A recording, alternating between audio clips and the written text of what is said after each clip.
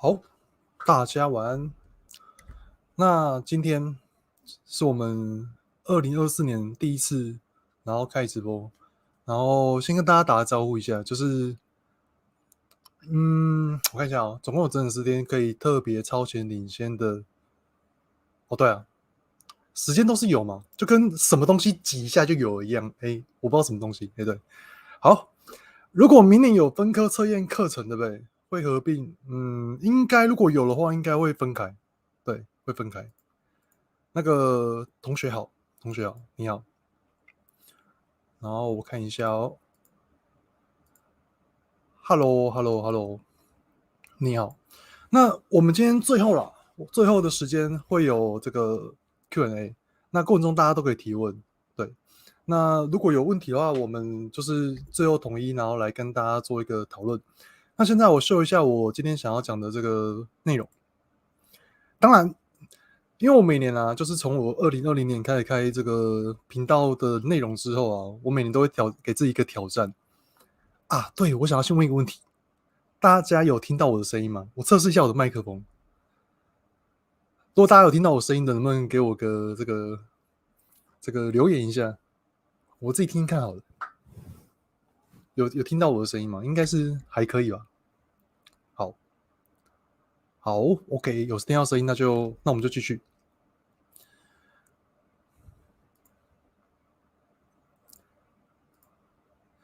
那我先讲一下我们今天就是我一开始会先工商一下，因为我有一些朋友他也想要看工商的部分。那最后面啊，工商完之后会来讲一下，就是如果假设要准备学测自然，对不对？那已经到了最后剩15天4天嘛，那我们该怎么样最后冲刺？然后考试的时候该怎么的去准备，才可以让我们发挥自己的实力，甚至超越自己实力的分数？那所以这一边我的副标就下得明白啊，就是说，我们除了读书以外，更要懂如何考试，才能够让你的努力不白费。这是我们最后面会跟现在目前的高三同学所提到的。然后我这次攻上的东西是一周一篇电子报，然后体验人生不同的面向。那我今天介绍一下我今天的一个直播的内容。首先，等下会稍微介绍一下我是谁，因为我相信大家看我的频道嘛，那可能或多或少还不知道我是谁，对，所以等一下可能会跟大家做一个分享一下。好，OK，谢谢大家的回复，我看到了，OK，谢谢你。好，那我们继续往下看。然后再来就是工商服务，我一开始会先介绍一下我今年要推出的一个课程跟内容。那大家如果觉得有兴趣的、有需要的，可以看一下。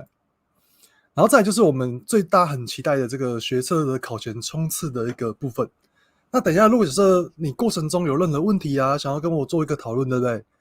都可以在最后的这个 Q&A 的时间，然后我们就是会让大家能够，就是问什么，我们如果觉得适合今天的这个直播的一个调性的话，都会来跟大家做一个讨论分享的一个内容。对，不过我看一下哦，我好像看不到大家的那个，为什么我的频道好像看不到大家的留言？这样就有点小麻烦了。好，那我可能要随时跳出去看一下大家有没有留言。好，反正大家就留，然后我落脚最后有问题的话，我们就一起统一回复这样。好，那我们继续往下来看下一个东西。首先，这是我的 YouTube 的频道嘛，然后我当初会打副标嘛，对不对？替你的学习出点主意，然后为我们脑加点投资。其实我都站在，就是我过程中，不管教书还是我自己学习啊，这么多年来，其实我非常深刻体会到，同学如果假如不懂考试，不懂如何准备，对不对？那一定会很慌张，然后可能会无法，就是越到考前，明明就知道要很认真读书，然后要很努力的冲刺，可是却慌了手脚，然后不知道这时候要干嘛，然后可能就没办法，获得你要的分数。其实我一直认为哦，所有的考试，特别是那种升学考试啊，它都有一种考试的脉络，它会有一种底层逻辑。我认为考试是简单的，我指的是考试准备考试这一块是简单的，但学习是不容易的，因为学习太多面向、太多内容，一辈子都学不完。所以，我希望大家能够透过懂得如何考试，对不对？获得一点这个我们所谓的利，对，然后你可以开心，我好像可以获得超越我预期的分数，然后你不会排斥学习，然后接下来到了你可能你现在是国中生，你到了高中，你现在是高中生，你到了大学，然后甚至未来，然后你会更加的乐在学习，因为你知道考试其实是有方法可以去应付的话，那其实我们可以把更多的心力放在我们所真正想学的东西上，这就是为什么我要开设这个频道的一个目的。那对于我这个频道来讲，其实，我当然开很多年，但是我开始放影片应该是从2020年开始。从这年开始啊，我就想说，那既然我都教学教了快20年了，那我可不可以把一些就是我教过的我相信比我强的老师很多，但是我至少可以分享我经验。然后你如果单纯你只想要考个什么会考自然 A++，对不对？学测自然15几分，你不是跟我说什么你要全部都100的话，其实以我的一个教学的一个经历，还有同学的一个一起努力的过程啊，我觉得这一点分享应该还是可以让你知道说，曾经过往的同学啊，不管是强的还是普通的实力，可是他们如何到达他们自己原本预期不会到达的一个地方，这其实都是可以有一个脉络来做一个寻找的。然后2021年的时候，就是我想说啊，因为我个人蛮喜欢写一些文章的，大家如果有连过我的 blog，我们底下有资讯栏嘛，大家可以去点一下。然后这是我个人网页创立，我想说，与其在什么匹克邦什么的，我想说那还是有自己的窝，因为我很想要能够在自己的一个网页上，然后能够卖，比如说我自己觉得真的对别人有帮助的课程，大家不要小看那个课程哦，那它真的是我辅导20年的同学的经验，还有我自己本身在考试的时候，我过程中我自己考试的一个情况。直播大概多久？直播大概多久？我看一下，这个我等下最后面我都统一跟大家回复，好不好？然后我们继续往下看嘛。好，2022年的时候啊，我就想说，时间到了，我想说，试试看我们不能架个属于我自己的一个线上课程，那也就是大家很有看过的，就是所谓的学测自然15几分的秘密线上课程。对，然后如果同学理解到为什么时间马上跳到2024年，其实很简单，在2023这一年啊，我完全没有去新增任何课程。大家如果看我的网页，就只有学测自然15几分的秘密线上课程，包含其实我有教数学啦，我不管统测数学还是什么的，我都有教过很多情况。可是为什么我2年都不愿意再创立新的课程，就是因为我认为应该把一个课程给用到好，然后我必须要用真的能够帮助到一些同学的经验。像如果大家有买课程的话，会加入到我们的一个课后群组，对，那群组里面真的是高手很多，对，虽然现在人数不多，但是里面都是精英。那从我们的一个互动，然后彼此的一个讨论、读书啊、准备考试的一个架构啊，其实会发现就是说，我的当初的想法是对的，就是原来我去分享这东西，真的有人不知道，然后真的有人可以因为这样，然后获得他们所想要的东西。所以用2年磨一剑，其实说2年也是太少了。其实我是用22年磨一剑，用过去我20年的教学经验，还有我自己准备考试的经验。那如果连我自己的准备考试都算进去的话，应该30年了吧？对。所以2024年今年啊，我决定要给自己新的挑战，那就是我要开一个新的东西，叫做订阅制电子报的部分。那当然，今年我预计会有好几个课程，然后慢慢的创立，不只有高中啊，那等下会依序的跟大家做分享。首先，工商时间先来让我讲一下我今年要推出的产品。那大家如果有兴趣的，也可以私讯我，或是可以再了解一下。首先，我要推出的是 MD 的一个电子报。那我的电子报里面啊，这东西里面我会写什么东西呢？当然，我不会去写什么，你要如何读数学啊，你要如何读理化，我不会写这东西。这个东西如果要写的话，应该会写在我单纯的文章或是 YT 的免费影片里面。我电子报应该有7个脉络会来放这样的类似的内容。第一个嘛，我觉得以我的想法，以我的角度来讲，我觉得新奇、好玩、有趣。也许我先说，一切都是以我为主轴出发。我认为新奇好玩的东西，我会想把它放进来，在我的电子报里面。再来是我通常我不太讲那种比较政治不正确的东西。但是如果假设我真的觉得遇到某些时候，我想要表达我的意见，然后我觉得台面上公开讲不太适合，我会把它放在我的一个付费的订阅制的电子报里面，就是我的观点，对啊，不管你喜不喜欢，就是我的观点，那大家可以互相的交流一下。如果你有订的话，你也可以透过电子报的一个回信嘛，然后我都会去看。再来就是多元体验，像我每年啊，我都会去上很多的课程，很多的讲座，然后或是参与很多的活动啊。那这些东西各种的一个体验啊，然后各种多元的不同的一个尝试，那它造就了我的生命的丰富度。那我很想要让大家知道说，这世界其实除了我们比较熟悉的那一个小圈圈，就是我们每个人生活中都有一个舒适圈嘛。那我们要怎样的让自己能够脱离自己所谓的舒适圈的范围，然后怎么样去接触到更宽广的面向？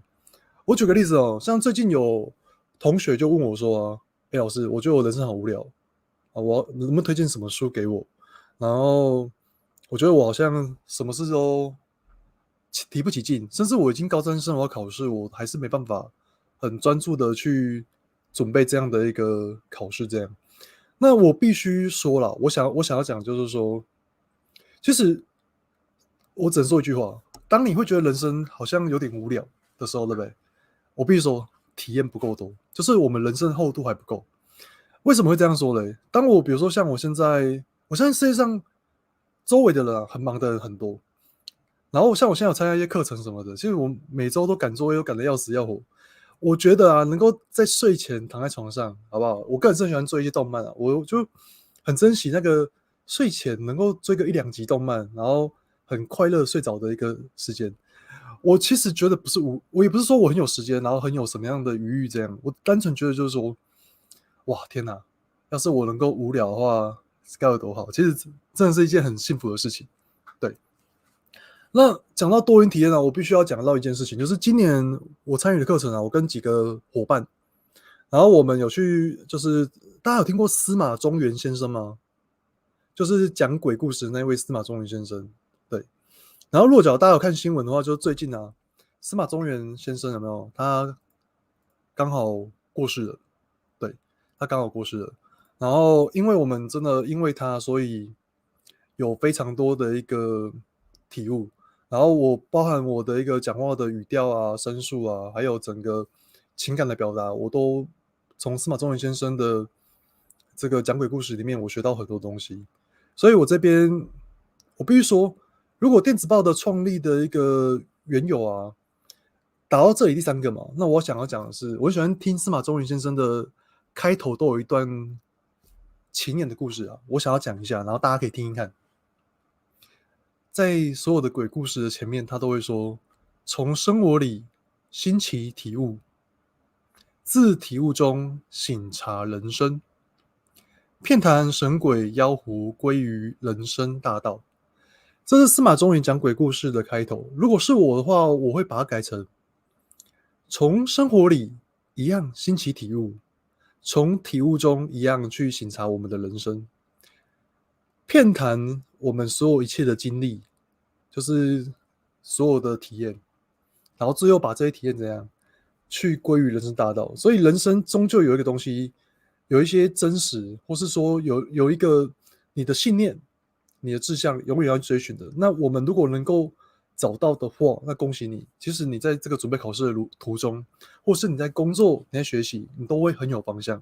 就像我的影片里面有些时候会分享到，我们要去追寻我们的北极星那样嘛。那我继续往下讲。那过程中啊，难免嘛，我们就是人算不如天算，有时候会有一些意外插曲。那如果假如不管我是快乐的、悲伤的，对，我都会把它怎样，我都会把它写进来，这是我的一个故事里面这样。对，如果假设我觉得，对于我有启发，那我很想要跟我的读者分享，我会把它写进来电子报里面。再来就是刚刚说的嘛，就是把我们所有体验怎样，然后慢慢的去探索人生的一个意义啊，或是说真实的东西，然后可以有什么感触啊，可以跟大家做一个分享。然后过往的一个故事，我必须说过往很多故事，对，所以这个搞不好聊一聊就不止52周了，对。然后最后就是我想要尝试一些新的东西，对。如果讲尝试完之后，不管是接下来的电子报啊、课程啊，还是各种的一个我尝试新的东西，如果有任何的体悟、心得，然后我都会把它写在电子报里面，然后跟我的所有的读者分享。那相信高中同学对于接下来要出现的4个字完全不陌生，也就是学习历程。对，我认为生命的一切都是学习的经过。那这些学经过，不要就只有没有？就比如说你2堂课可以自己选你想学的东西，你就随便给它白费掉。如果你愿意多留意在你的人生的每个不同的阶段、不同的时间所做的事情，其实这些东西的学习历程，它会造就每个未来之后的你。所以我过往的这几十年的人生，然后我有刚上面讲的这7个元素嘛，这些历程、这些学习的脉络，构成了现在的我，然后可以在这边跟大家分享我的一个观点。那不管你喜不喜欢，我觉得我很诚挚的想要把这些东西告诉你。所以，若假如对于这些内容你有兴趣的，那欢迎可以订阅我的 MD 学习历程订阅制电子报，每周5一篇，连续52周。好，接下来介绍一下这个电子报的方案。首先，早鸟方案就是台币1600，然后一次付清，然后它总共1年52篇电子报，然后会在2月9号除夕嘛，2月9号当天会发送第1期，对，然后早鸟方案这个价钱是在1月6号到2月7号，这是我的早鸟方案。然后再来的话，等过了2月7号之后，那就会进行到一般方案。那放心，这个一般方案你不管随时什么时候订，对不对？你都会收到这52周的电子报。当然，就是那时候假如看寄到第几周，反正52篇你还是会收到，对，只是价钱就比较高。所以想要支持我的朋友或同学有没有？那我当然是推荐早鸟方案会比较优惠一点。对，那当然大家可以看一下。如果假设想要看一下我大概有写过什么样的文章嘛，我的部落格都有一些文章。如果你喜欢我的风格，那当然我在电子报里面会讲一些更加不一样的东西。对，然后最后一个是铁粉方案。为什么是23000？首先我讲一下它除了52篇电子报以外，它还会多了10次，每次1.5小时的一个线上家教课程。那这10次不见得你一定要连续10个礼拜，你可以比如说每次，比如说你今天比如说一开始你要准备某个考试，我们就以学测来举例嘛。你今天学测一开始你想要知道方向，那我们就第一次我们就安排一个方向，然后接下来你到了哪个地方你会遇到瓶颈，我们再安排上课。总之它就是会内建10次的1.5小时的一个线上家教，然后还有所谓的陪伴式考生训，就是在这一年你定完这个铁粉方案的1年内，我都会陪着你，就每周我会有一些表格给你，然后你可能就是每周按照我教你的某些东西，然后你就是把一些表格回传给我，我要确认一下你每周的一个学习进度，然后你有没有遇到什么问题，然后我们随时都可以做一个讨论。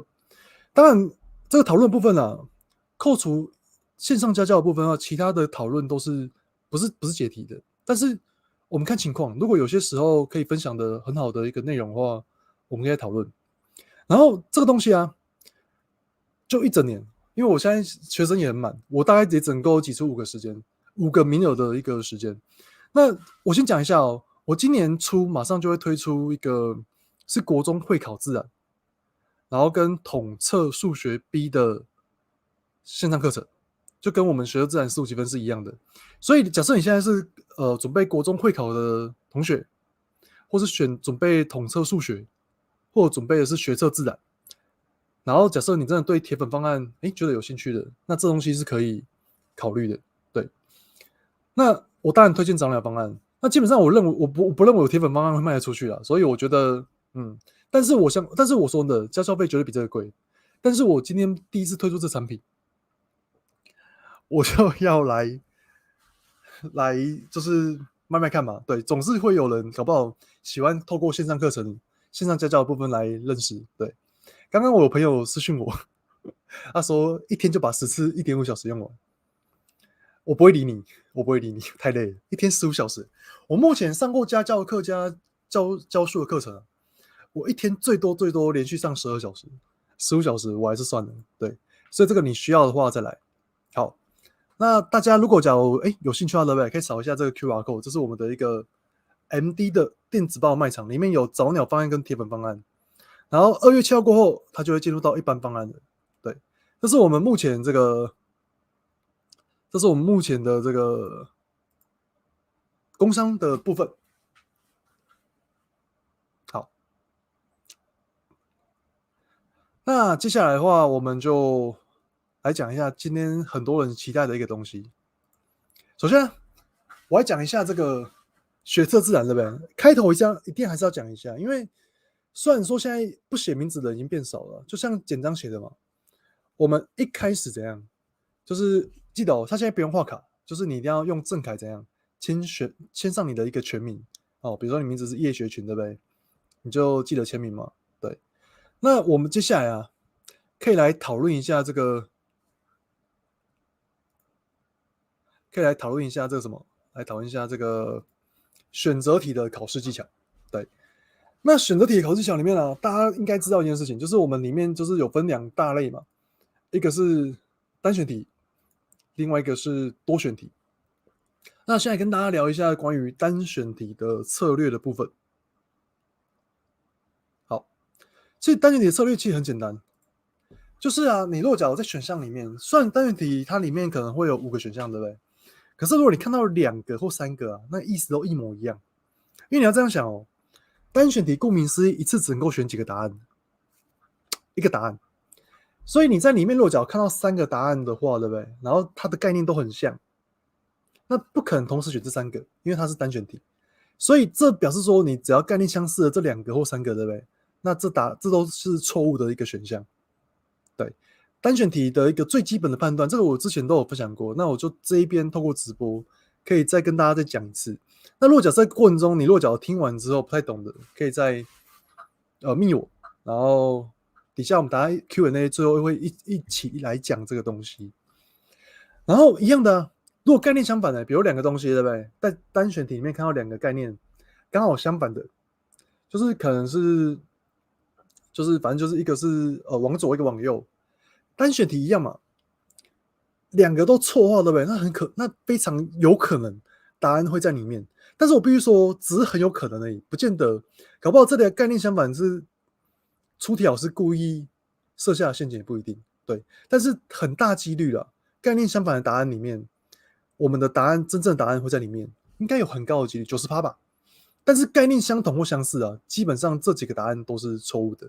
对，然后再来，我想要分享一个我之前没有讲过的东西，就是观察答案的属性，找出鹤立鸡群的那一个。有时候啊，很怪哦，就你都还不用看题目啊，都还不需要看题目，你只要单纯的去看答案的选项。我不知道大家有没有这种经验，单纯看答案的选项，你就可以知道这一题的答案是什么。我举个例子，比如说我们今天 A、B、C 注意选项啊，好不好？5个里面你看到有一个是蓝绿菌，好不好？或大肠杆菌，然后另外其他4个都是属于真核生物的部分。你光看到这些答案的属性，你就发现，哎，5个答案里面有4个是真核生物，一个答案是原核生物，可以吗？当然你可以想，就是一个可以行光合作用，然后另外4个不能行光合作用，就以此类推。单纯去观察答案的属性，找出里面跟其他4个选项最不一样的。那在还没写题目之前，其实那个答案就很有可能是这一题的一个正确答案。对，那当然，我们真正到底答案如何，对不对？还是要看最后的题目的一个叙述怎样来做一个判断。OK，那一样哦，就是刚进来的，如果有任何问题啊，都可以留言分享一下，好不好？那我们这边继续讲，如果假如这里面讲的东西，如果同学有听不懂的，对不对？大家都可以再跟我做一个讨论。这是我们单选题在选题的时候的一个策略。我这边讲的很简单啦，那如果想要看更多，还有包含我自己的学生解题视角，可以去参考我的学测自然15积分的秘密线上课程。但是我这边其实说真的，如果假如讲的这东西你能够听得懂，然后能够拿来活用的话，对不对？那其实就可以获得你该获得的分数，至少可以获得你本来就应该获得的一个分数了。所以单选题策略就这样。那我这一次多加一个，就观察答案属性，找出鹤立鸡群的部分。好，那我们讲完单选题策略之后，对不对？再来我想要跟大家探讨的是关于多选题的策略。OK，多选题策略大家知道吗？在学测自然里面，它会给我们应选2项，还有应选3项，对吧？那这里我以前都不觉得会有同学发生这样的问题，可是自从去年我刚开始卖课程之后，有同学买我课程，然后他跟我说，买了我课程之后，他真的进步很多。原因是因为他有一个很大的一个作答迷思。后来我发现其实不是只有这同学有这样的作答迷思。很多同学都有这样类似的作答迷思，就是说，我们今天应选2项的时候，对不对？他就一定要坚持一定要选2个答案，应选3项嘞，就一定要选3个答案，不管到底会不会对不对，还是怎样，就一定要坚持选2个，选3个。可是这样就很有问题啊！万一你今天选了2个，好不好？假如正确答案是 A、B， 正确答案是 A、B， 结果你选 C 猪，结果你一来一往总共错4个，这题完全没有分数。所以可见这样的作答的一个策略，它是有问题的。所以我们应该怎样让你的多选题能够在应选2项跟应选3项里面，就是至少你可以保证至少再不济也能够获得部分的分数，那就是要用到所谓的强迫取分。我这边现在讲一下最简单的，就是应选2项里面啊，如果假如今天应选2项，如果你只会1个选项另外4个看不懂，对不对？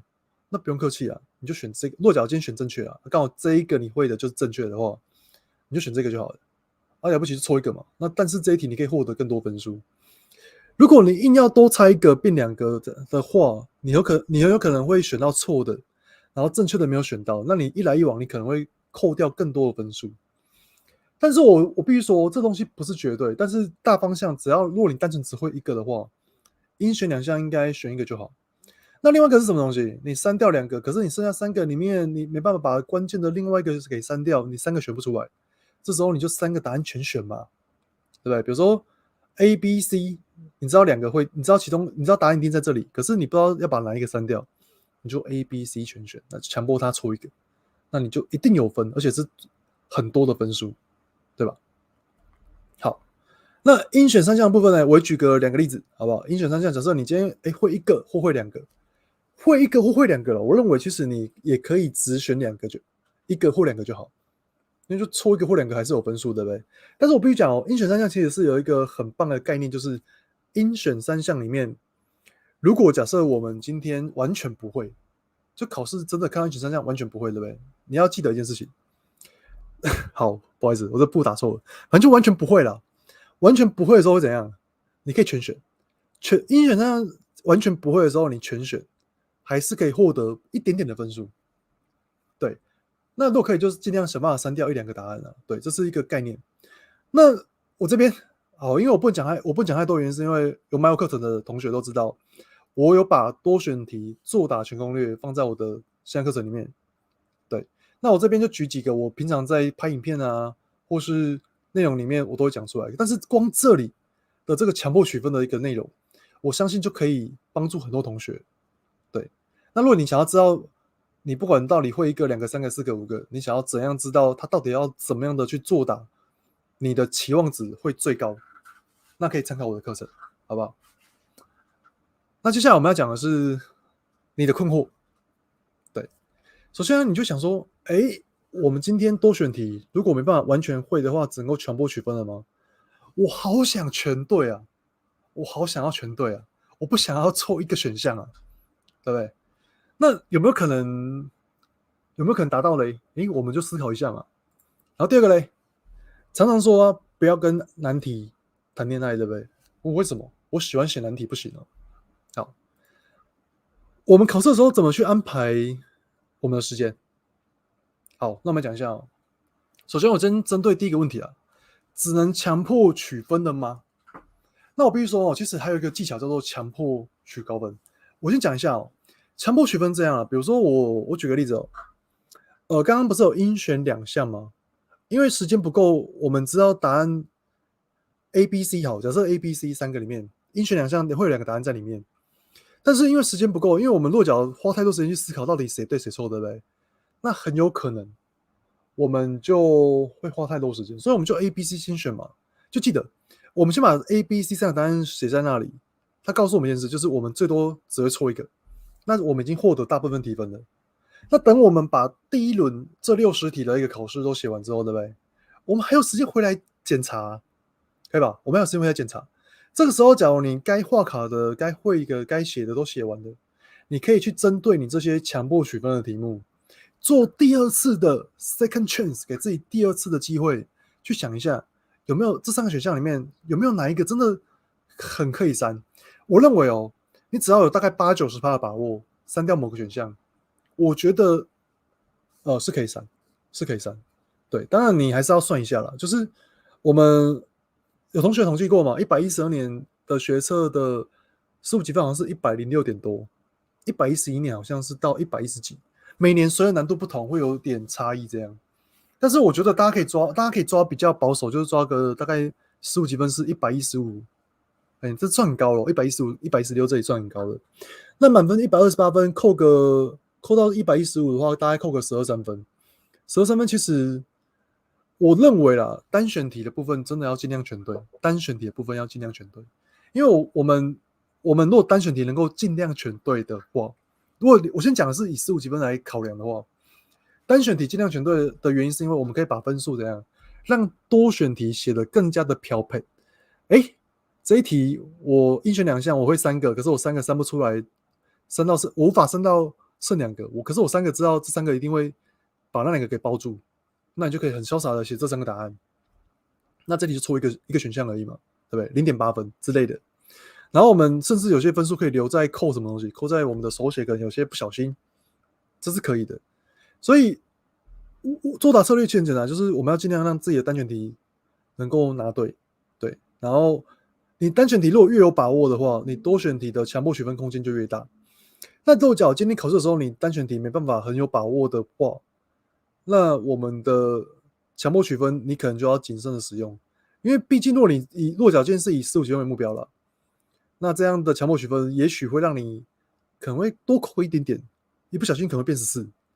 但是我必须说，强迫取分善用啊，基本上考个顶标以上，那是很简单的一件事情。如果你的目标只是顶标的几分而已，强迫取分斟酌的用，应该很容易就可以顶标了，这是绝对没有问题的。对，那我看一下大家有没有什么问题。对对对。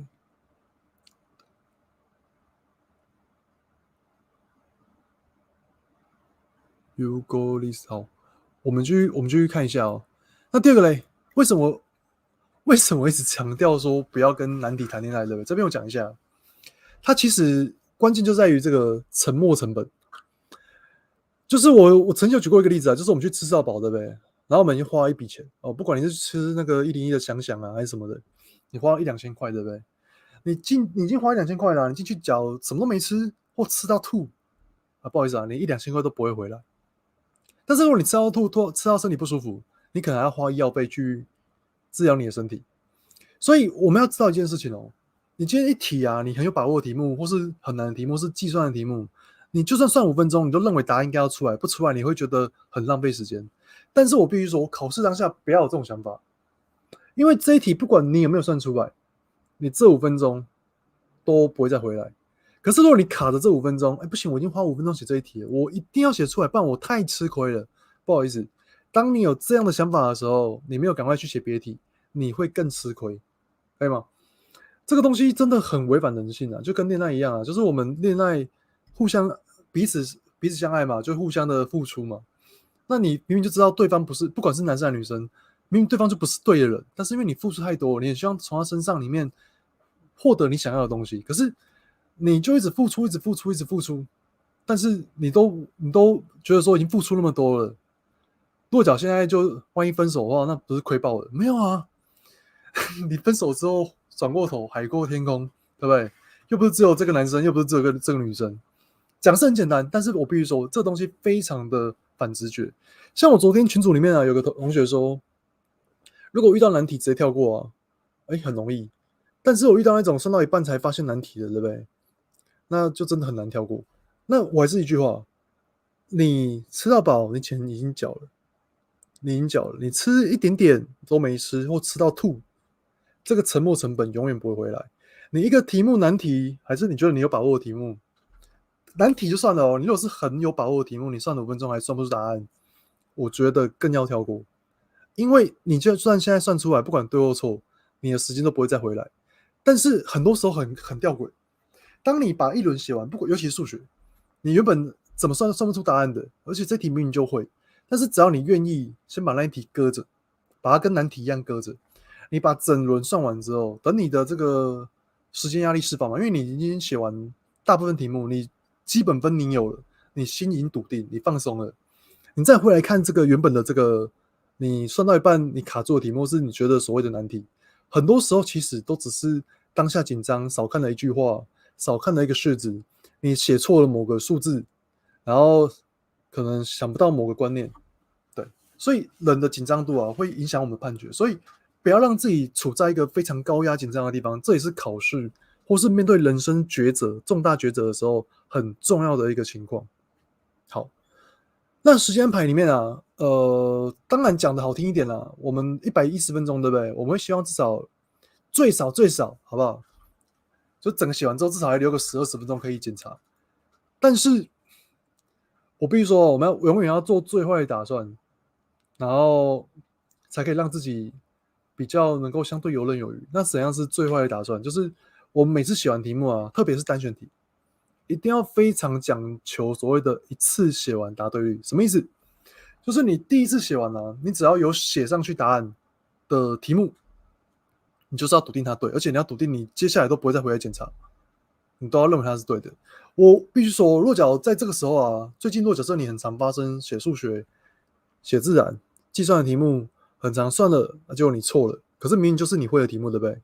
那我必须说，练习不够，练习不够，因为像我在教数学，我有时候也会，我是会的，但是我会错在那种很北七的一个算式里面，对，会算在很北七的算式里面，所以最后的14天，我觉得啦，这种数理科的东西就是每天摸一点，就是维持手感，这是真的非常重要。然后维持手感的题目啊，当然我是觉得历届为主就好，历届跟课本为主就好。那如果假设你觉得你真的已经准备很丰富，你想要让自己有更多的挑战性，你写个1-2题模考，我觉得没问题。但是千万不要写，有人会写模考写到那个信心崩溃，然后最后影响学测，那就不要，那就大可不必，可以吗？我们还是要看出自己的一个情况来做一个调试，这样对。所以如果你现在算的过程中啊，不管是数学还是自然，你好像很容易就算错的话，对不对？那我会建议同学就是要小心，就是你最近的练习量太少了。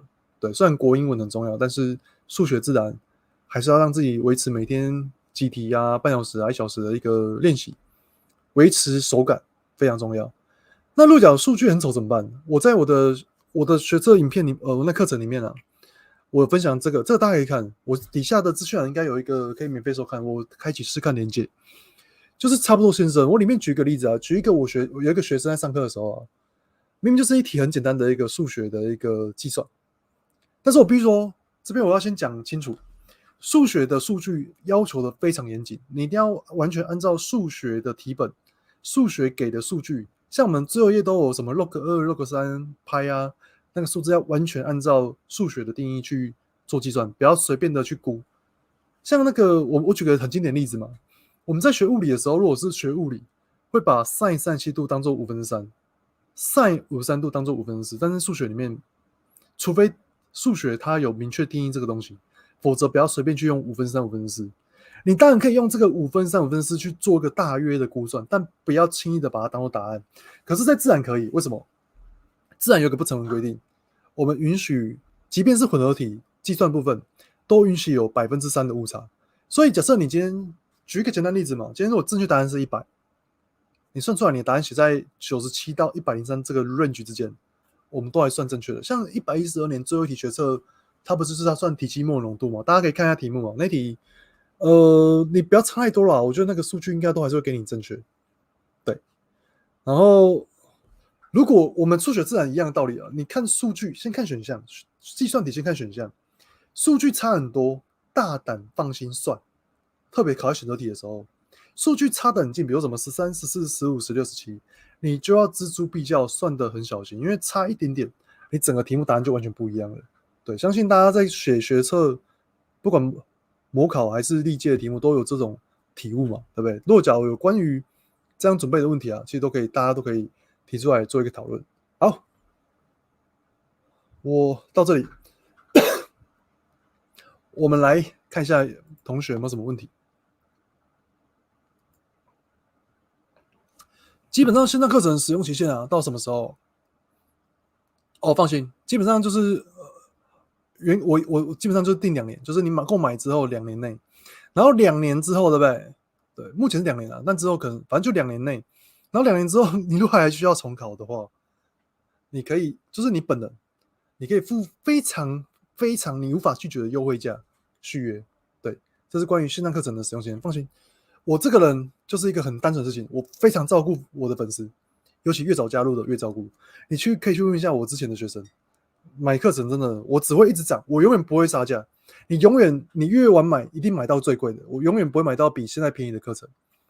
但是我敢出的课程，就是我认为一定对你有帮助，不然我不会去出。对，那落脚的同学对于我一开始讲的电子报也可以参考一下。然后这个对，我们现在都觉得时间太早，这是我的一起创作的同学，是 You Go List。好，这个哇勾画的，我不知道勾哪里。好，反正就是这样啊。有问题大家可以留一下哦。OK，那我们就继续往下来看下一个。这个选择题写完了吗？那我们换写什么？我们换来写这个混合题啊。混合题哦，通常我们第一部分36题写完之后，对不对？接下来24题就是我们混合题的一个部分嘛。那混合题其实就是选择跟手写的量子纠缠哦。那种好，现在科目3很流行的，大家可以跳一下。好，那个手写啊，记得还是那句老话嘛，手写没有写一定没有分数。很像干话，但是它就是很正确。然后观察1跟1的这个学测历届的分布啊，它混合题总共有6道题组，然后它的题数大家可以去数哦，很不一定，但是它最少的题数会有3题，就一个题组里面会有3题，然后有4题的，然后也有出现过6题的，反正就是3、4，目前看起来就3、4、6这3种的题数，然后组合成6道，然后6道题组里面总共有24题的一个题目。所以大家在写的时候就可以去心想哦，因为我觉得混合题这种题组啊，跟阅读测验有87%像，对，所以大家可以想象，就是你在自然的混合题里面会遇到6道阅读测验，好不好？会遇到6道阅读测验，那6题的当然好好把握啊，6题你只要掌握脉络，应该可以一次对很多分数嘛。那3题的就是要小心一下。好，然后我有特别去写1跟1啊，然后我在我的课程里面有拍个学生解题视角。然后同时我的学生解题视表1、2我上了全字幕，对，花了超多时间。但是我觉得上全字幕有个好处，就是我可以再顺便提示一些我当下用学生角度讲解的时候可能漏掉的某些解题技巧和观念，然后透过文字去呈现。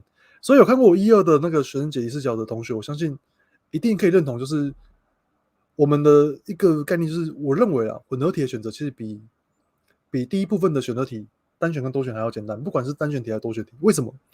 因为它的第二部分的混合题啊，它会落在文章里面。6道题组通常对应的就是6篇文章嘛。那它的选择题很多时候答案都会来自于文章的选项，跟一些你所学过观念的一个交叉的一个比对。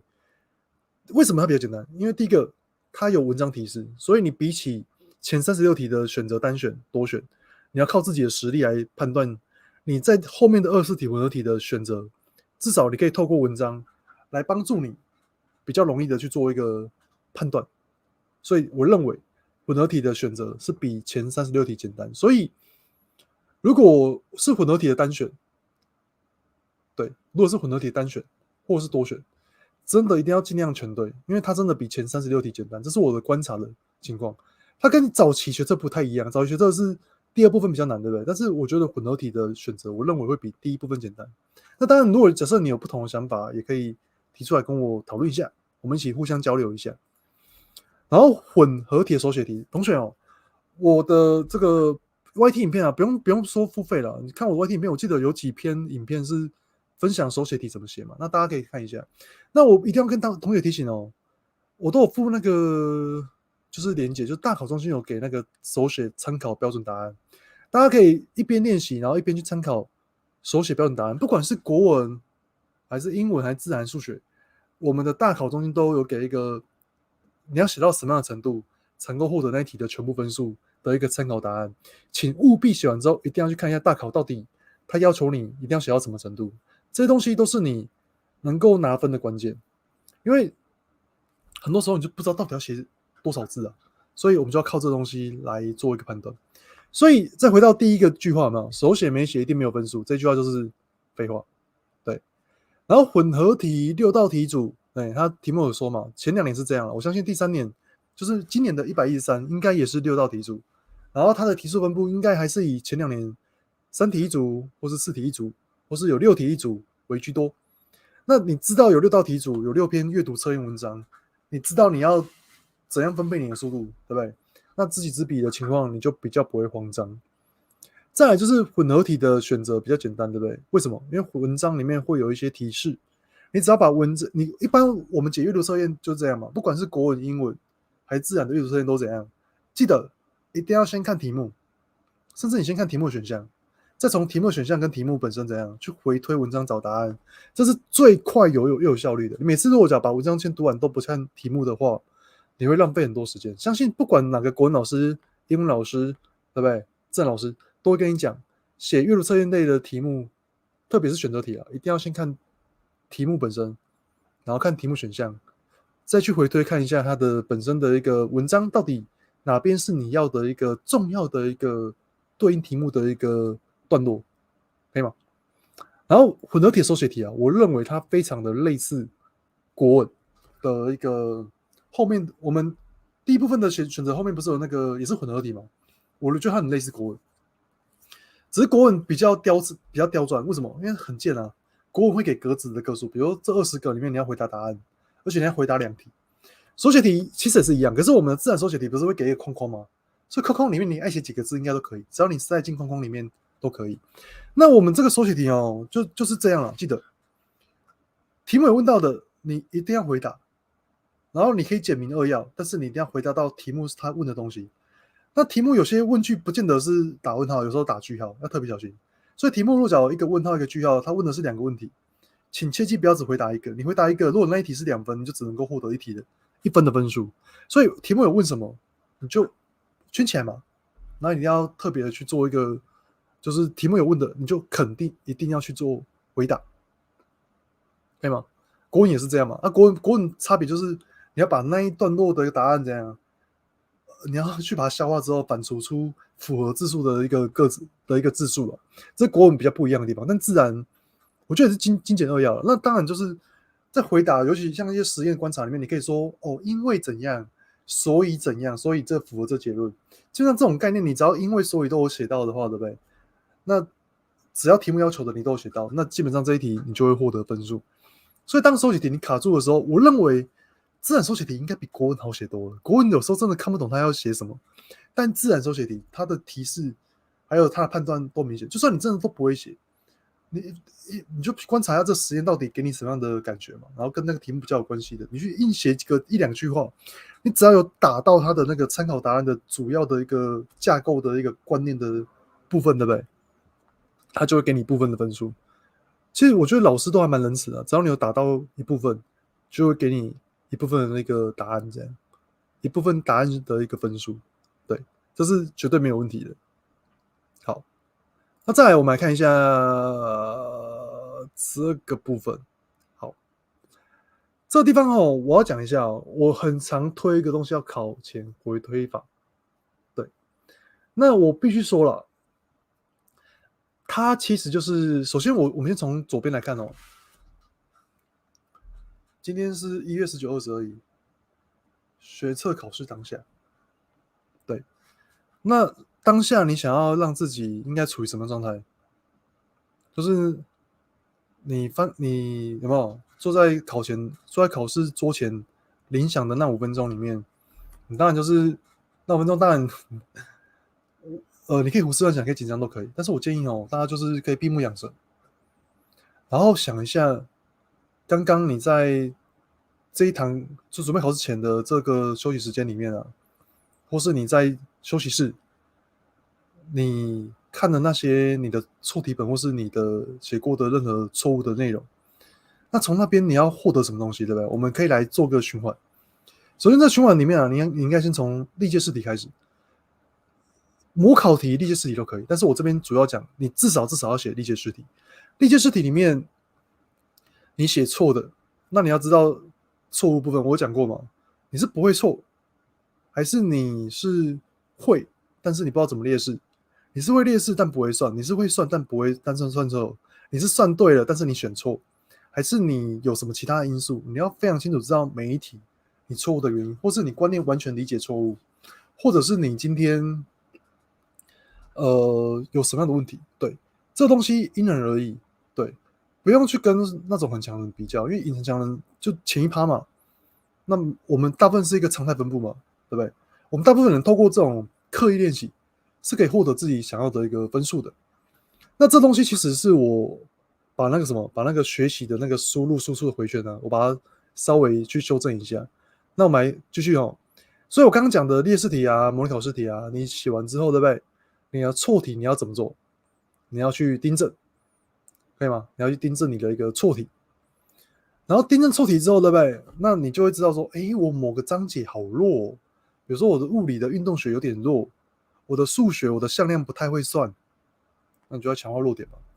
就是怎么强化？就是从历届试题常出那几题所衍生出来的观念，去对照课本讲义里面，那你好好的把那个单元再重新的有没有 review 一次嘛？然后好好的再把那些，其实我这个时间点啊，我只会写历届试题，我不太会去写模考试题。因为我觉得历史试题你都掌握的很好，那我觉得也就够了。因为剩下的就是考试考你临场的发挥。好，那接下来你弱点强化之后，对不对？你就又回到我们一开始的考试当下。所以我现在我这样想哦，每一节考试前啊，我们应该要做的就是怎样？就是你赶快快速的把你的错题本啊、列式题有没有，还是什么的，反正你所有你可以，你一定会，我觉得那种我有时候不太能够理解，为什么同学考试前会在那边打，我看过打传说的，然后我还有看过那一种就是完全聊天的，对，那一种或是那一种一直在各种讨论别人的那些人，都是我觉得都不要理他们，对，搞不好都很强，然后在那边，对，就那边就故意带逆风，你知道吗？所以那种都不要理他们。总之我要讲的就是说啊，我们考试当下，你要去回想所有你曾经容易犯错的地方，然后所有你可以把握却没有把握住的，你要把那种悔恨。我的那个影片里面啊，有一个你的后悔，大家可以看一下。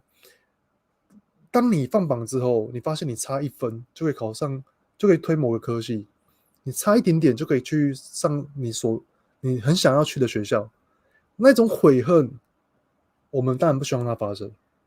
那不希望它发生，源头在哪里？在考试当下那个时间内，你要把你的各科考试发挥到你最强的实力。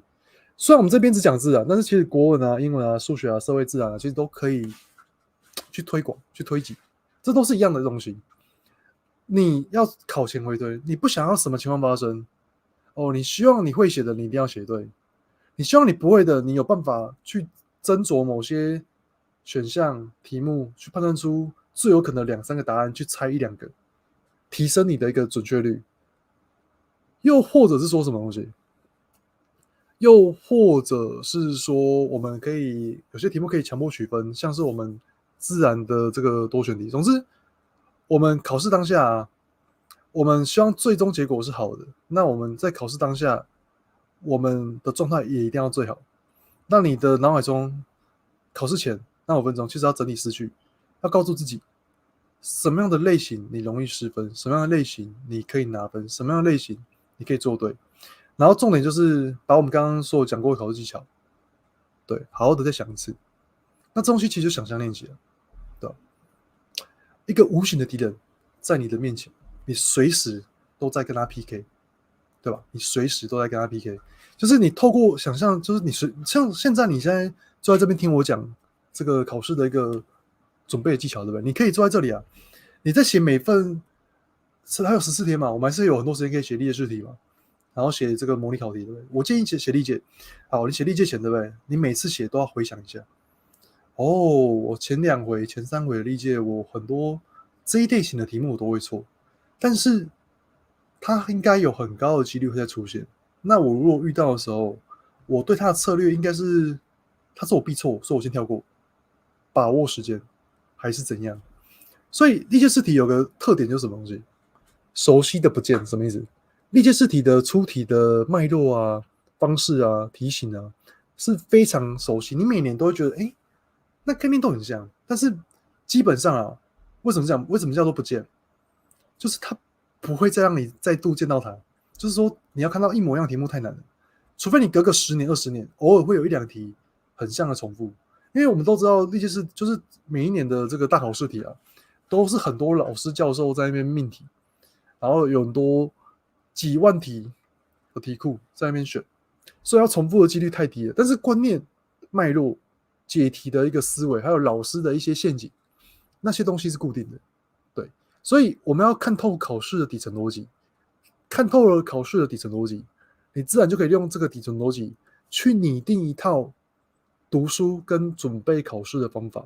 利用这个方法，你自然而然可以获得比一般人还要高的分数，这是绝对可以的。我们不要说什么每个人都要医学系什么的，但是你基本要达到一个，就是同样的两个同学程度相等，你懂考试技巧，懂得如何准备考试，你的成绩就是会比同样实力的同学高，这是绝对肯定的。那错题订正的部分呢，就是我们要把我们失败的经验怎样转为成功嘛？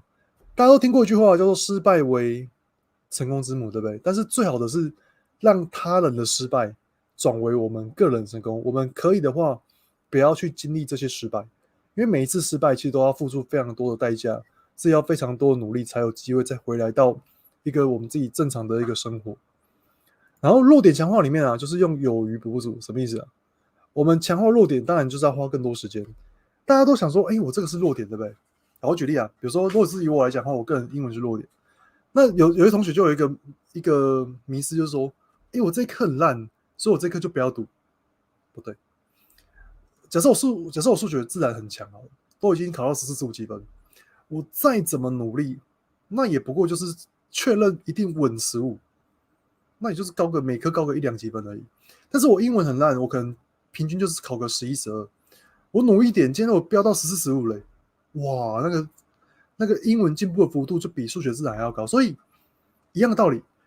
最后14天当然可能能够努力也不多，但是我觉得透过历届试题去观察考题、常考的脉络，还有你答题容易发生的问题，对不对？至少给自己一个机会，有没有？还有机会挑战分科测验嘛？对，学测我们还是先把学测考完，再不行还有分科测验，而且你未来你上大学你还有很多考试，反正都是一样的，千万不要随便的放弃任何一科。对，那我们用有余的一个心力嘛去补不足，有时候把比较弱的科目拉起来，然后强的科目就持稳。其实这是获得分数来讲，这是最大化的一个情况。好，那考试当下要干嘛？透过这个过程嘛，我们让自己处于一个最佳的状态。那这个东西就是我之前有讲到考前回推，去年有讲到考前回推，那我这边稍微把它讲的再更详细一点。对，包含我希望这个课程啊，就是如果假如是有买我课程的同学看到这个东西，对不对？可以把今天这个内容怎样当做是一个 DLC 的一个内容。好，那各位同学啊，我们讲到这里怎样？刚好差不多1个小时，对不对？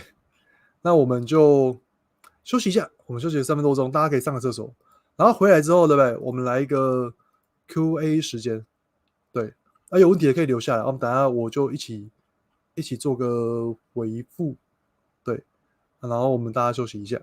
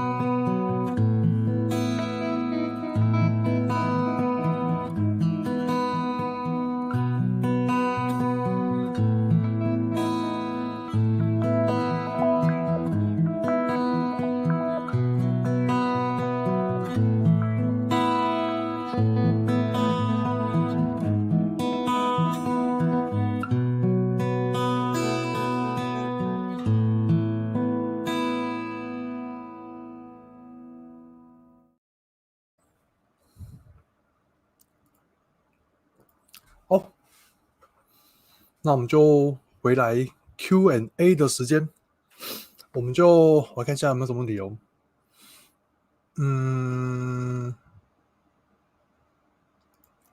剩14天应该复习，我觉得先复习吧，对吧？如果你真的太多题目要复习，你觉得来不及，对不对？我会建议你就锁定历届试题就好。历届试题第一个，然后第二个就是你比较不熟，可是历届又很常出的一些题目，我觉得抓这2个盲点就好。那题目要不要继续练手感？我觉得可以啊，可以啊。你还就像我刚刚说的嘛，你还是可以每天维持几题，但是我觉得可以不用写太多。对啊，如果你从来没有写过历届的啊，请记得历届至少写个5年到10年。去买那种出版社出的那种，像翰林那一种，还是什么南一什么，反正就是那种历史试题，他们都有把一些不是课纲内的题目啊，他都把它删掉。所以那种题目历届，像如果是我啦，我如果是比如说我自然组好了，好，顶多就考4科嘛，对不对？就国英数、国英数 A 自然，啊，你就一天刷4回啊，然后把4回好好检讨完啊，然后同时那个错题本的记录啊，我必须讲一下哦，其实错题本不是说只有单纯订正而已，有时候我像我在建议家教学生啊，我都跟同学说，你可以用中文，然后去写上什么东西，去写上你比如说，哦，你这一个地方你很容易看错题目，你很容易公式使用错误，你可能很容易计算错误，就是你可以用中文字，你可以用中文字去形容说自己容易粗心的一些点，可以吗？可以容易去粗心的点。这个我相信就是去读错题目啊，这样的讲法看你能不能够理解。对，考前几天睡不着怎么办？你要听真话吗？就睡不着啊，就睡不着，没关系啊，不要怕啊。我跟大家分享哦，我的考前呢，我其实我从我会考，我以前叫机测了，我机测啊，然后我在经历过很多东西啊，其实我从来都没有到完整的睡着过的经验。对，其实我必须说啦，其实都没有什么睡着过的经验，就是没有睡好的过的经验。所以其实睡不着哦，我必须说，不要让睡不着成为你的负担。就算你那一天都睡不着，对不对？你一样笑着去面对你的考试。这东西不是在讲干话，是真的。再怎么累，也就是那2、3天的考试，我们就跟一下嘛，就过了啊。当然，落脚真睡不着的，我强烈建议，晚上11点到3点，至少到5点这个阶段啊，你就在床上躺着闭目养神，不要给自己压力，千万不要有什么我一定要睡着，不然我没睡着，我明天没有精神，我一定 GG。不要有这种想法，你有这种想法的话，你反而越睡不着。对，睡不着的时候，我们就先这样做嘛，先接受最坏的情况，对不对？就睡不着，那我可能明天真的会稍微有点累，那我可能就是还是要闭目养神，让眼睛至少不要看题目的时候感到疲劳，对不对？然后早上起来之后，你就让放松嘛，然后可能你吃一些食物啊什么的，你给它吃习惯一点，然后不要给自己太过兴奋。像基本上我很喜欢喝茶，可是我考试的时候我不会去喝茶，茶叶应该是影响睡不着的很关键的一个因素。手游、电动，考试自己节制一下，就考试那几天就不要碰了。然后如果有同学熬夜读书的，我曾经分享过一个经验，就是我有个学生哦，其实成绩蛮厉害的，但是他很容易在考前的时候怎样？他很容易在考前的时候就是会就是他怎样呢？他说读到凌晨4、5点，然后读到凌晨4、5点的时候，然后给自己2个小时，然后可能睡个2小时就去上课。然后我就说你怎么可能每天睡2个小时？这样准备学测你够吗？他说没关系啊，反正一堆废课可以睡。他说废课可以睡，可是我必须说什么东西？我必须说的是，不好。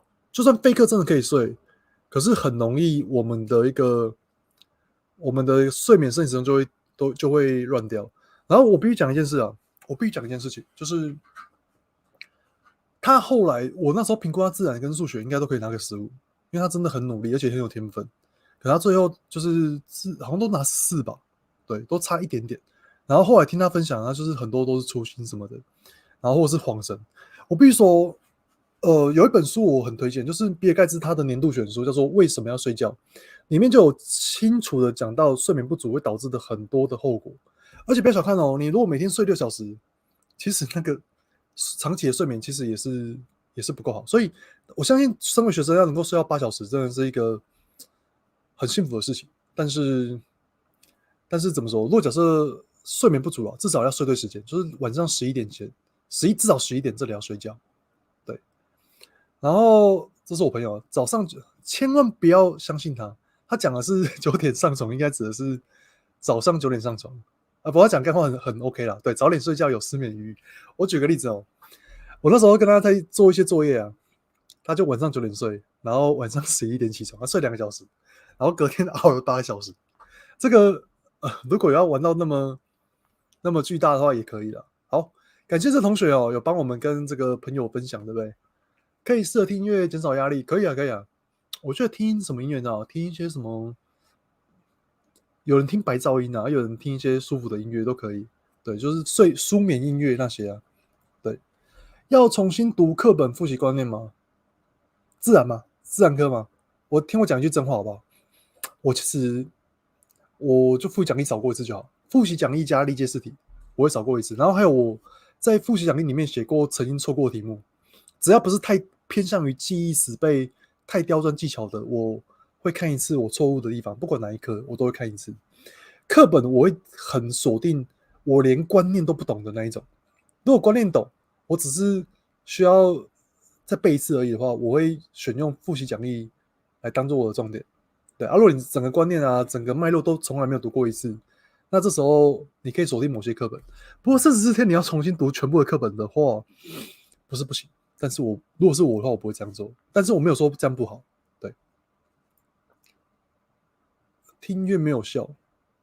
好，就像我说的啊，如果真的考前真的考试当天还是睡不好，就不要怕嘛，就不要怕。对啊，就睡不好而已嘛。啊，人生那么多难事，那就咬一牙，对不对？他就反正这一天我们咬一牙住，牙一咬住，对不对？一下就过了啊，对不对？撑一下嘛，我们都努力了好几年，就为了这个学测，对不对？所以不要怕，就是给他撑过去就好了。而且不要有负担啊，就是睡不着睡不着，至少我们记得闭目养神。虽然你觉得你没有睡着，但是多多少少会养足到一点精神。就像我刚刚分享的，我在大考里面，我其实也容易很紧张，我也很常没有睡好，但是这东西我最后都可以获得我想要的成绩，所以不要给自己太多的一个压力，不要给自己太多的压力，不要去过度想象未来还没有发生的事情，因为我们现在烦恼的事情有99%都不会发生，所以不要替未来的情况去做烦恼。虽然这样讲很简单，但是真的做到不容易。但是我必须要跟大家讲，真的是可以治愈。就是想一下这件事情，就是不要为过度的未来去忧虑太多。前标9级怎么冲到顶标以上？第一个我觉得就是你答题技巧要好啊，你会就是那句话嘛，你会的一定要写对啊，啊你不会的就要尽量的获得分数，猜对嘛，对。前标9级哦，你如果是模考考9级的话，换成历届你可能分数还可以，对。所以我觉得你可以观察一下，我建议你啊，你就写5到10年的历届试题，然后看一下你的一个错题的分布的一个情况，然后你去分析一下你自己的弱点在哪里，然后看是你观念的比较不会嘞，如果观念比较不会，你就是把复习讲义再读一次，然后去多写一下那边的题目，然后去理解一下那个题目到底考什么，它的解题的关键要素是什么。对，我觉得冲到顶标真的不难啊，我认真说。对，如果你这边指的是自然的话，我真的觉得自然冲到顶标不难。对，有几个问题，平常写题目都拿到11、12级，模考就容易失常。我认为就是我刚刚分享的，你要会考试技巧，然后你不要跟题目谈恋爱，该跳过。我有一个东西没有讲到，我讲一下哦。你遇到难题的时候，你只要不要先写难题，就等于你从来没有遇到难题。你可以把很难的题目留到最后，你那种不确定的题目也算是难题的一种，你就把它留到最后，然后之后再来面对。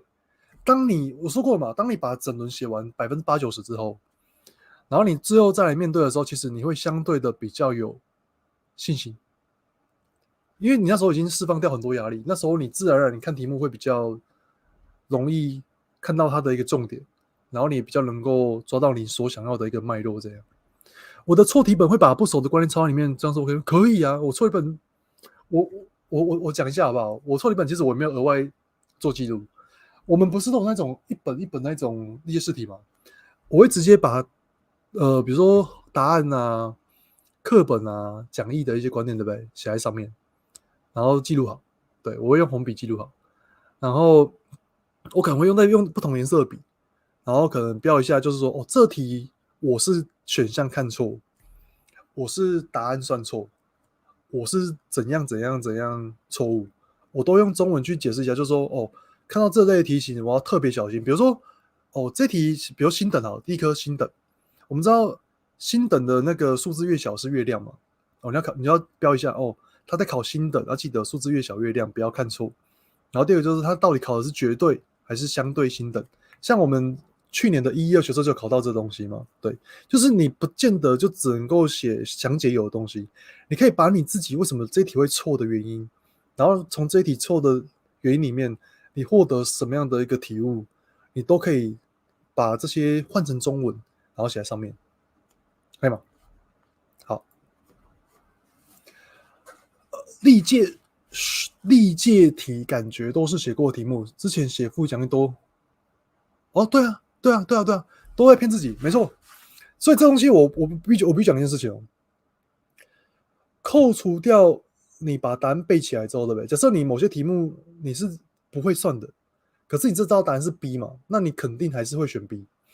可是这时候你就要想到一件事情，就是说，到底我这一题明明就不会，那我写完之后，那我切记有，就是我们不管在考试当下，还是在写历届试题的时候，请你记得都要圈起来。就是你那种完全不会啊，或是说你是用猜的，或是你是死背答案的，你都要把它做记号。我是喜欢圈起来。那种圈起来的题目啊，你就要特别，在订正的时候，你就要特别在思考一件事情，就是为什么当下你明明就写过 N 次了，可是为什么这种题目还是不会算？对，那写历届分数超高的话，你要看清楚到底你是把答案背起来，还是其实你是每个观念你都有想过，而且都有很小心。那我必须说啊，如果假设你本来把写过的题目都写过之后，然后你就可以让你在写历届的时候就可以获得很高的分数，那我相信你本身的程度本来就不差了，你本来就不差了，对。那你要做到就是让你的一个实力能够在考试当下稳定的发挥，然后不管是利用考试技巧，还是我们刚刚讲过的嘛，想象练习，还是把一些你觉得有问题的题目，你把它圈起来做个记号，然后我觉得最后这14天啊，大家写题目的时候做个记号就是怎样，你知道吗？我们没有把握或是不确定的题目啊，我们圈起来，对不对？我们可以这样想，就是如果圈起来了错，对不对？那非常好，那就是表示说我们不会的，我们错了，表示我们真的就是我们对自己的那个理解非常透彻，就是我们不会的，我们知道自己不会，所以错了。可是万一我们今天圈起来了，它是正确的，那也要特别留意哦。这题我是猜对的哦，这题我其实没有那么确认哦。这个方法其实我是有点用凑的凑出来的，我是有点用掰的掰出来的。那很多同学啊，我们怎么 A、B 就对完答案之后，对不对？我们很多时候我们都会跳过这种就打勾的题目，可实际上我们圈起来，然后我们都会对那些我们圈起来的一个选项或题目怎样，会有视而不见的情况。那如果假设你的情况就是很长是死背答案，然后对于你圈起来你疑问的选项，你会有视而不见，那当然你就要特别的去留意，诶，那你这个高分可能就真的是骗自己。那相反的，如果你对每个选项你都非常的知道来龙去脉，而且你都很清楚知道自己为何会，为何不会，你都没有随便的去死背答案，你都是该有算式你还是有算出来，那我觉得你倒是可以不用太在意，因为你本来就有一定的程度，才会有办法把这些曾经的题目写得到好。相信我啦，你今天这种程度不好啦，即便你题目写过很多次，你再写到一样的一个题本，你该错还是会错，该错的还是会错。不过最好题目，比如说1、2好了，像我1、2我会这样说啊，就比如说学测的题目，尽量同样一份啊，不要太接近的时间写。对，不过也剩14天了，对，大家可能了不起就考前1、2天吧，再写一次1、2啊，或1这样，让自己熟悉一下。为什么要这样嘞？可以让自己再熟悉一下哦，原来最近的1、2年的考试的题目啊，它大概会这样出题，然后我大概在考试的时候会遇到这样类型的题目，那遇到的时候，不管是会的或不会的，我该怎么样的去处理他们？那这边就给大家做一个参考。那这里还有一个同学的内容，平常写历届都能100以上，100以上应该按照这2年来看，好像都有前标以上嘛，14几分对不对？14几分可以，但模考可能因为时间压力紧张，都只有顶标的底，怕学测更紧张，连顶标都没有。所以刚刚有跟同学做一个分享嘛，我们这里面就讲过了，平常的练习、考试技巧、考试心态，为什么都要有，而且都要想好、想很透彻，对不对？我们刚刚讲过很多东西啊，不要跟难题谈恋爱，然后一次就是赶快把时间留着，然后你不要，就是我们每题都写快一点，但是写的过程中又要确保自己的准确度，所以平常就要练习到自己就是会的题目就一定要能够几乎都正确，对。然后我们的那个，我们的什么，我们的就是比如说有错误的选项，那就像刚刚反复讲的吧，就是要试时间的去做一个检讨，这样。那手表一定要带手表，考试的时候一定要带手表，然后去观察一下，现在考试还有多少的时间。然后前2部分嘛，前36题我真的觉得啦，如果是可以的话，大家可能就是我们110分钟扣掉10分钟紧张嘛，除以50，我觉得前36题如果可以的话，50分钟内把它写完，对你后面会比较游刃有余。那时间压力紧张，我必须说，就是你只能够提升你的时间。那提升时间方法就是你真的把你的每个区间做好时间分配，然后充分的理解到一件事情，只要你没有把握，你就会卡很久，你就赶快果断跳过。你只要瞬间跳过，就跟你没有遇到那些难题是一样的意思。我再讲一次哦，跳过难题相当于还没有遇到难题。我们把难题放在最后嘛，要这样想啊。难题之所以是难题，就是因为我们即便花很多时间去学、去思考，我们还是可能会错嘛，对不对？我们可能还是会错。但是如果你一开始就花5分钟、10分钟在一题里面，好，先不要讲沉没成本，你花很多时间，然后最后又错了，那反而得不偿失。所以你会有时间压力，那我认为你的果断跳题的这个觉悟还不够高。就是你遇到，就是你就算会算，可是你卡很久，或是你遇到完全不会算，我真的觉得都可以果断跳过。但你跳过的时候，你的画卡的题号要注意，不要少画也不要多画，要特别小心这一件事情。那你写历届能够100分以上，就注明，就可能就是一件事情，就是你有基本实力，跟刚上一位同学很像。那你唯一要做就是说，你要思考你要怎样可以发挥出来，然后你去检讨你的模考的时候，你要想的就是说，你模考你错的是真的不会的，还是其实只是因为你一时压力大，然后疏忽了很多细节。对，这些东西可以帮助你去厘清说你到底缺了哪个环节，从你缺环节里面去做加强。但是我从这里面可以看得出来，应该是你时间安排，还有你对于难题，还有那种算到一半卡住的题目，你的那个，我认为啦，你应该是这些东西处理的那个觉悟还不够，就1-2题而已嘛。我跟你讲，我们要有一种霸气，我这2题送你啦，我还是可以考到某某几分。对，要有这种霸气，考试就会考好，好不好？好，不客气。我们看一下哦，订正大概，我觉得没有一定时间啊。你订正你愿意用1天也可以啊。不过我觉得啦，你题数错的多，当然你订正时间就要多啊。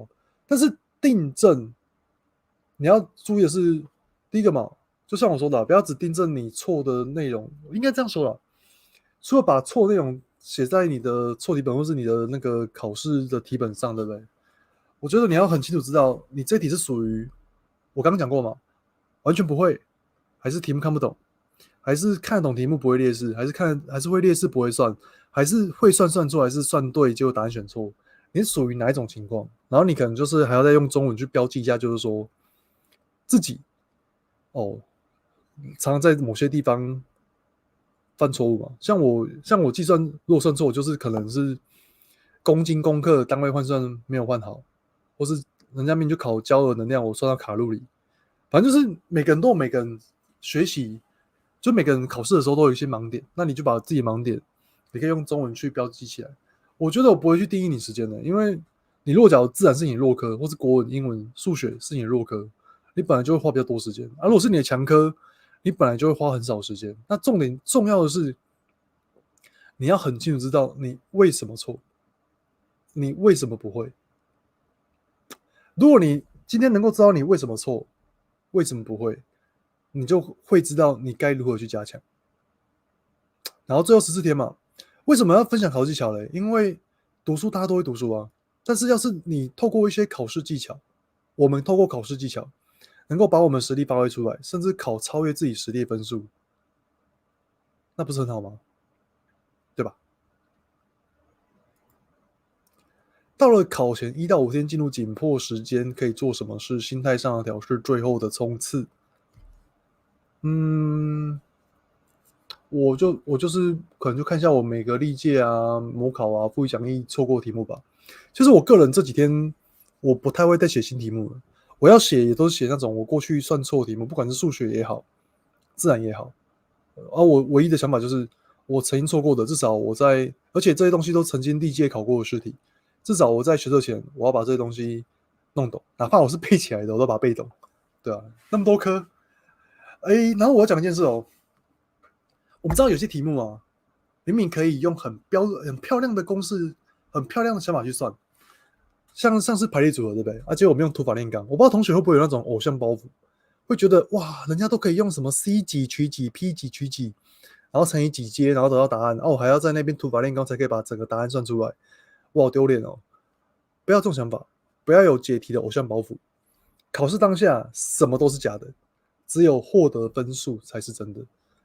如果你今天把，比如说以数学为例啊，你今天把所有题目写完了，然后你留排列组合这种，即便你会算，都不一定可以获得答案的一个，不一定可以把答案写对的题目啊，你留在最后嘛。那当然，你 C 几取几 P 几取几，你列得出来很好列不出来或列出来之后，你还想再征求其他的想法，那你就是用土法炼钢，按部就班全部列出来，去讨论一下你这一题的答案是不是正确。我觉得这东西是非常划算的，所以解任何题目，哪怕你用最笨的方法，都不要有任何压力，因为考试当下就只有一件事情，我们就是要获得分数。对，好，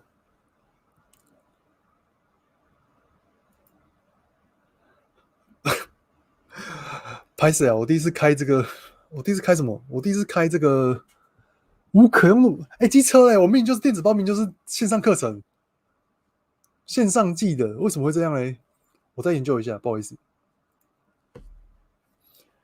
前面几次模考都还不错，话说你可不可以先不要订？我有点压力耶，只要一个人买，我就要写文章了，拜托大家不要买，我专心出课程就好。这个电子报我是因为有压力我才要列出来的，不然很有压力啊。只要一个人买，我就要寄信了。前面几次模考都还不错，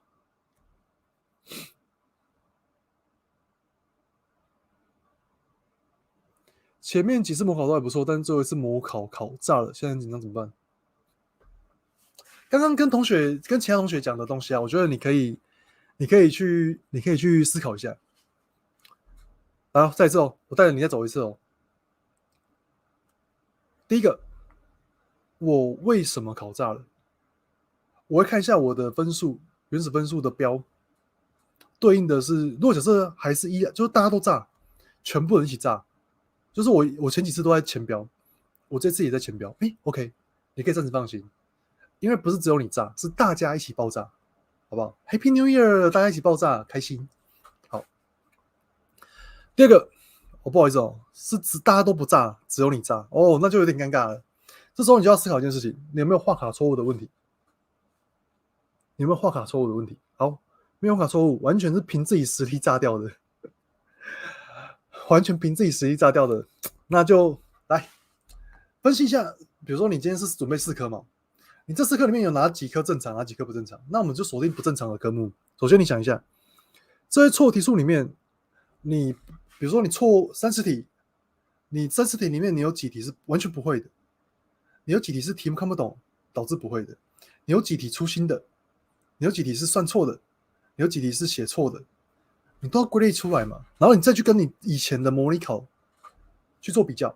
我最近有一集影片，就是所谓的用成绩单复习嘛，就是大家可以从成绩单去观察一下自己的一个写题状况，你是如何获得分数，然后是不是有些你认为应该获得分数的题目，其实你没有获得，但是你不知道，懂我意思吗？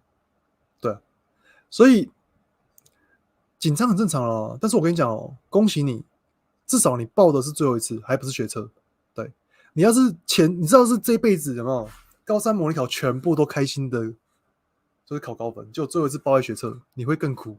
对，你在考前报，我必须要恭喜你，表示你还有机会去做一个调整，而且你调整一调回来哦，通常就是上去了。对，所以你现在要做的事情就是说，你要思考就是说，你到底是因为什么原因炸掉？就我们刚刚讲那几个点嘛，对不对？我相信你的实力应该没问题，因为你能够在前几次模拟考都还不错，表示你一定有一个基础实力。那你要思考的是，你是什么原因爆炸，去针对那些原因。通常我猜了，应该就是粗心的比例居多，或者是当下你太多题目看错，看太快，选错答案，然后或者是想太多，想太少，导致题目答案就是你判断的方向跟题目要你解的那个方向怎样，刚好相反。对，我觉得就大概不外乎这几个原因。常温物流，哦，好烦哦！为什么会有物流？天哪！好，那关于今天的那个内容啊，就是这样嘛。那我相信今天关于怎么背学测自然的考前冲刺啊，应该对于每个同学都多多少少有一些帮助。我记得这几次都会开一个直播，然后虽然接下来会讲会考自然跟统测数学的那个课程分享，但是大家若想要问学测自然，或是其他学测准备，或是考前心态调试，有看到我开直播的时候，都可以过来问，这没问题的。那看一下有没有什么问题，大家可以多留言啊，我们就再给5分钟大家留言一下 ，OK？ 啊，没有的话我们大家就结束了。现在都用正向思考，模考及练习错了没关系，不要错在学测就好，调整好重新出发。对啊，对啊，对啊，对啊。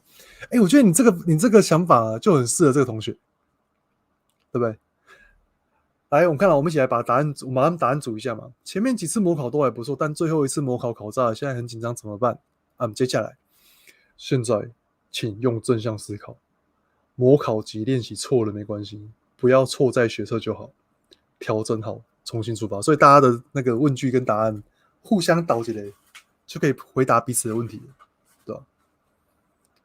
好，那就谢谢大家，好不好？那还没问题，我们再等个大概1分钟，有问题就问啊，没有的话，我们今天就差不多到这里。我有那个什么，我有 IG 频道啊，然后有 FB 粉专，大家如果假设不好意思公开问啊，也可以私讯我，对啊，我是非常和蔼可亲的吧，应该啦，对，大家可以问出来没关系，对，大家不用客气啊，我们就互相交流一下，对啊。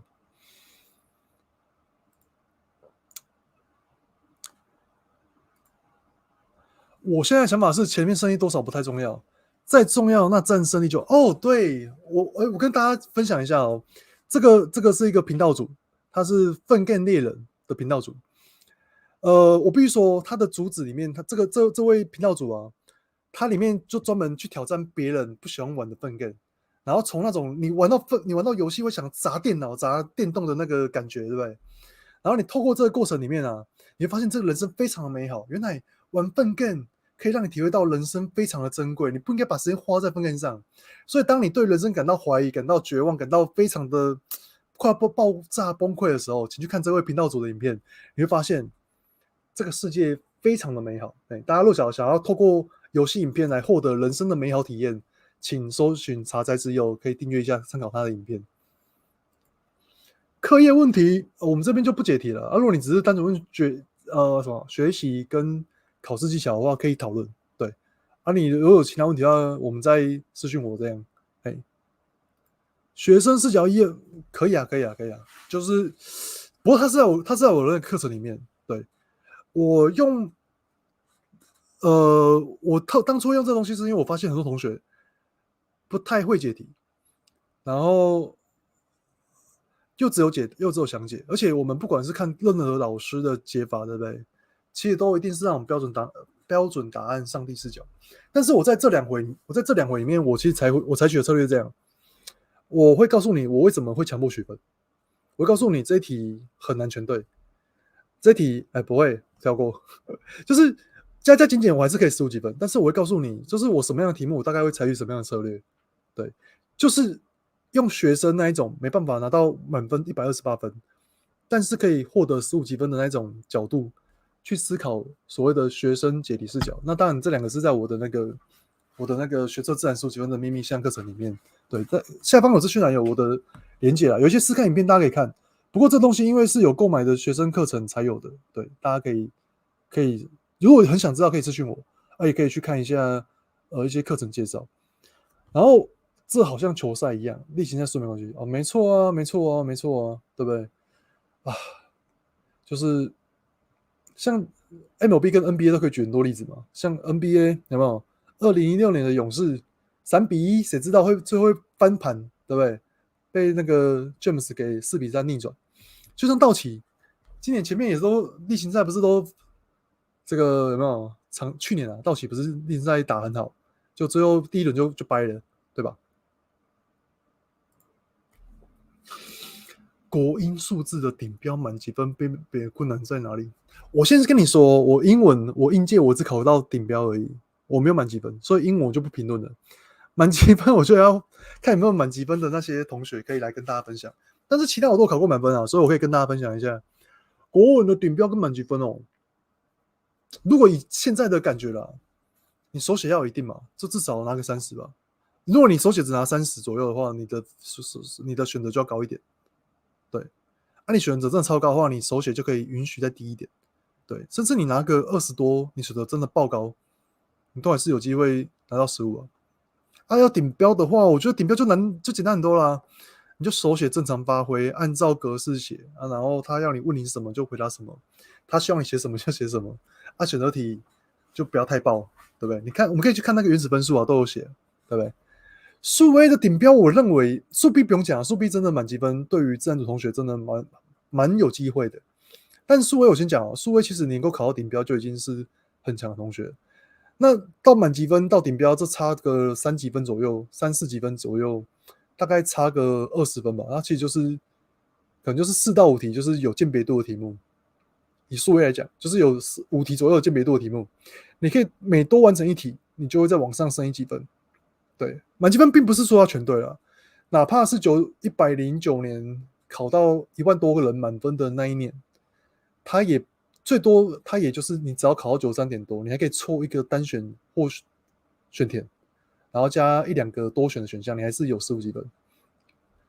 数 A 我必须说满积分不容易，但是有机会挑战。自然的话，自然我可以讲哦，我不要讲顶标，我讲14跟15差哪里，2个字，自然最明显，2个字，细心。那个有时候就是一个选项，通常你可以考到14的同学了，我都觉得你应该要考到15，为什么？你就不够细心啊？为什么不够细心？你可能有压力，时间有压力，分配不好，所以你就没办法获得你想要的分数了，可以吧？不要考到14，自然考到14然后后悔，因为我一直认为能够考到自然14的，绝对有实力考到15。我不是讲干话，这是我多年来我自己写考题，我自己考试，我自己教同学的所有经验告诉我，自然能够考到14的同学，没道理考不到15。对，你都能够考到14的，特别上场差1、2分到15的，真的再跟一下，然后特别注意2个字啊，细心，然后再来就是时间的安排，还有考试技巧，然后谨慎一点，真的谨慎一点。对，怎么样确定自己随时在进步变厉害？当你每天都跟我一样忙到不会觉得无聊，然后不会觉得哇天哪，就是你每天都觉得睡觉这是个奢侈的事情的时候，你就在进步了，变厉害了。然后甚至我觉得同学哦，不要都只有读书了，真的考完试好不好？好好的去运动一下，把自己身体练好一点，对，身心都要强健嘛。然后可以多去看一些课外书啊，不要只看这些什么课内的国文、英文，真的读2、3年有点腻了，真的可以看点别的书，对。然后你可以强健自己的体魄啊什么。我觉得啦，我看过一个我蛮喜欢的一个也是算前辈吧，他就有说啊，你如果每天可能在你有做体力上的事情，就体力有在进步，脑力有在进步，甚至你对这社会有带来贡献价值，好不好？你有捐钱、捐血、就是你有贡献价值给这世界，对不对？或者是你颈部以上你有投资，你有在看书，你有在学习，或者是你有在跑步运动，好不好？重训，就是只要你每天都有做到这些事情，那你人生就没有，只要你人生你不觉得你今天人生白费啊，那就进步了。而且有时候我说的啦，偶尔耍废一下真的不会怎样啦，最好是每天都抄哦，等下抄到死怎么办？对不对？如果解题时间减少，或是理解陷阱题的陷阱处，应该都算变强吧？对啊，但是我跟你讲哦，理解归理解，很多时候就是你理解还是会跳进去。赞，我理解哦，我知道前面有陷阱哦，这一题真的有陷阱，不好意思，我还是掉进去了。就像有些数学单选题啊，它有些题目都看起来很简单，你都知道，哎，像那个我好像记得是111年还是110年的数学的学测单选有一题是考那个，他好像跟你问我们说，请问到那个回归直线的那个哪个距离最近还是什么的，反正大家看一下嘛，单选题那题我就知道有陷阱，可是我第一次写也是掉进去陷阱的，就是有时候我们落脚没有特别的把一些心思放在上面，对不对？就很容易掉入陷阱。对，大家可以参考一下。哦，对啊，对啊，对啊，过程当然重点啊。但是我很想鼓励某些同学，就是作文比较不强，可是选择很强的同学，其实你只要选择好的话，还是很有可能可以把握的。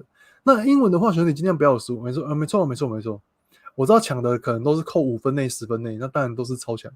对，没错。为什么呢？因为阅读测验跟篇章结构，每题都是2分。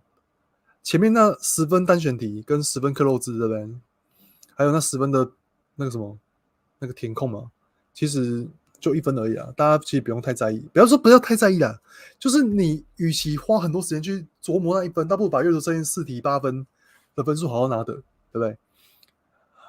如果你是要15几分的话，当然照这样做了。不过如果我个人呢、啊，我有自知之明，因为我只要能够拿到顶标13，对我来讲我就很满意了。对，如果同学想要15的话，参考这个我抱歉这位同学哦，其实是还不错的。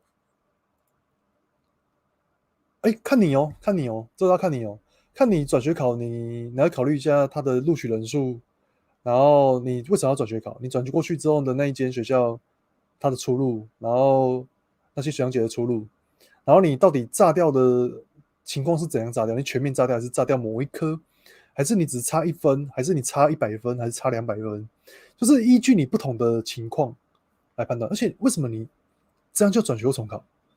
国英考好一点，同学，国文、英文考好一点，还有分科测验，好不好？分科测验我会继续开直播，我们一起努力的。当然，分科测验不要看到我了，我们就学测就考上嘛，可以吧？学测考上就没有这个问题了。哎呀，好，如果同学没有问题的话，我们今天就大概到这里了。那同学落脚想要多考完试之后啦，每周想要看一下关于我写的一些文章电子报，可以考虑订阅一下。对，很便宜啦，52篇，对不对？